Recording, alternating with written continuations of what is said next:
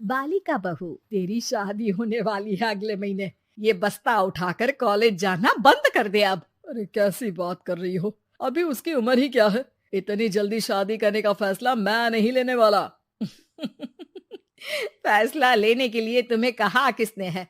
अरे मैंने कह दी शादी है तो है अगले महीने। बेचारी अमिता करती भी तो क्या, छोटी सी उम्र में बन जाती है अपने से 2 गुने उम्र के आदमी की बीवी। शादी के बाद देर रात पति घर आता है। खाना लगाओ, भूख लग रही है। अमिता खाना लगाती है। ये क्या बनाया है? वो सारा खाना फेंक देता है। कर्म ही खराब थे जो इतनी कम उम्र के लड़के से शादी करा दी। तभी वहाँ अमिता की सास आ जाती है। अरे हमें क्या पता था कि ये इतनी कामकाज में ढीली है। इसकी माँ ने तो कहा था रॉकेट की स्पीड से काम करती है। अमिता को आए दिन ससुराल में ताने, गालियां और कभी कभी तो मार भी पड़ती। सुन जा, अपनी माँ को बोल 50,000 रुपए भेजे, फ्री में नहीं रखना है तुझे।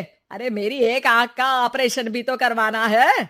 अमिता को सास घर से निकाल देती है। अमिता परेशान होकर मायके की ओर जाती है। वो घर तो पहुंचती है लेकिन वहाँ ताला लगा है। अरे अमिता बेटी, क्या हाल बना रखा है तेरे पति ने?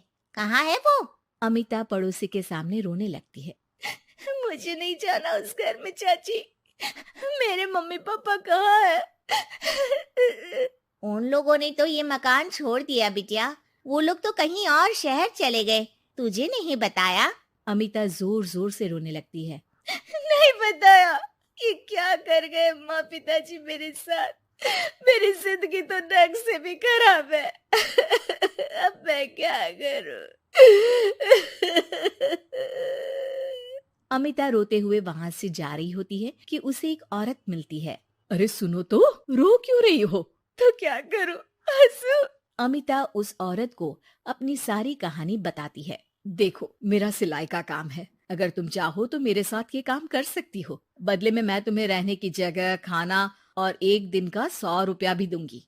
अमिता कुछ सोचती है और फिर उस औरत के साथ चल देती है। अब क्या था, अमिता की जिंदगी अपने मायके और ससुराल से दूर एक नए सिरे से शुरू होती है। रहना खाना फ्री होने के कारण अमिता रोज का पैसा बचा लेती। वो आसपास के लोगों के भी कपड़े सिलने लगी। और एक दिन सिलाई सेंटर की एक औरत कहती है, अरे वो साड़ी की कंपनी है ना, वो बिक रही है। पास बैठी अमिता सारी बात सुन रही थी। हाँ हाँ, बिक तो रही है, लेकिन उस बंद पड़ी मनहूस कंपनी को खरीदेगा कौन? तभी तो इतनी सस्ती बिक रही है, लेकिन कोई खरीदार नहीं है। फिर भी कितने की बिक रही है? अरे पूरे 5 लाख में मशीनों के साथ। लेकिन यहाँ कोई लेबर काम नहीं करेगा। पुराने मालिक ने किसी को पैसे ही नहीं दिए। उन लोगों ने कहा है कि जो नया मालिक आएगा वो लोगों को पैसा देगा। 5 लाख। अमिता घर आती है और अपने पैसे गिनती है। पूरे 3 लाख। अमिता सिलाई सेंटर वाली उस औरत के पास जाकर कहती है, चाची, मैंने इतने साल की कमाई में ये पैसे जमा किए हैं। पूरे 3 लाख है। वो बंद साड़ी की फैक्ट्री मैं खरीदना चाहती हूँ।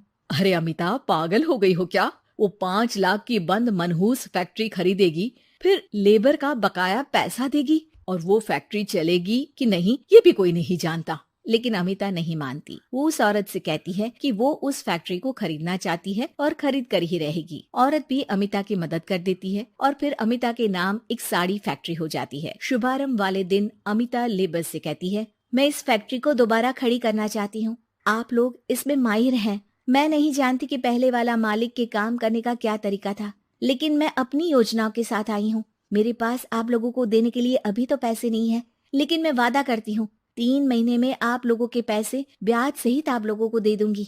और ये क्या बात होती है?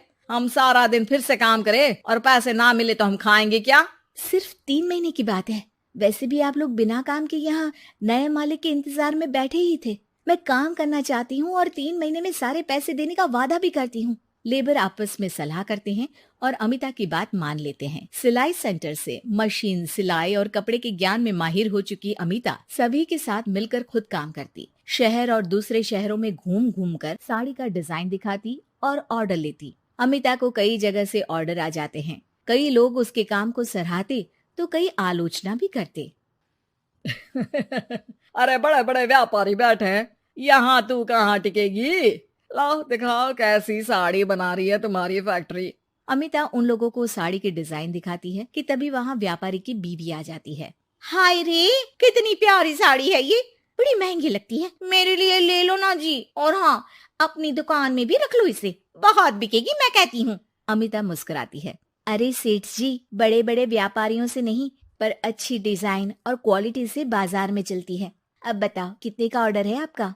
धीरे धीरे अमिता का आत्मविश्वास और बढ़ता है। बड़े बड़े ऑर्डर्स के लिए वो खुद लेबर्स के साथ मिलकर सारा दिन सारी रात काम करती, और फिर वो दिन भी आ जाता है जब अमिता को लेबर को पैसे देने होते हैं। मैं आप लोगों से 3 महीने बाद आज के दिन ये बात करना चाहती हूँ कि मैंने जितने पैसे देने की आपसे बात की थी उतने मैं नहीं दे सकती। हम लोग जानते थे कि, पर आपकी कंपनी तो फायदे में है, फिर हमारे पैसे क्यों नहीं देंगी? मतलब आप लोगों के बकाया पैसे, ये 3 महीने के पैसे और ब्याज के साथ मैं आप लोगों को 10% का मुनाफा भी दूंगी। सभी खुश हो जाते हैं। मेरा कोई परिवार नहीं है, लेकिन दिन रात आप लोगों के साथ काम करके मुझे आप लोगों में ही अपना परिवार दिखता है। अमिता की फोटो पेपर में छपती है। उसके बिजनेस मॉडल को पढ़ने के लिए कई बच्चे भी उसका इंटरव्यू करते हैं। अब अमिता 1 से 2 और 2 से 4 फैक्ट्री खोलकर देश में बड़ा नाम कमाती है।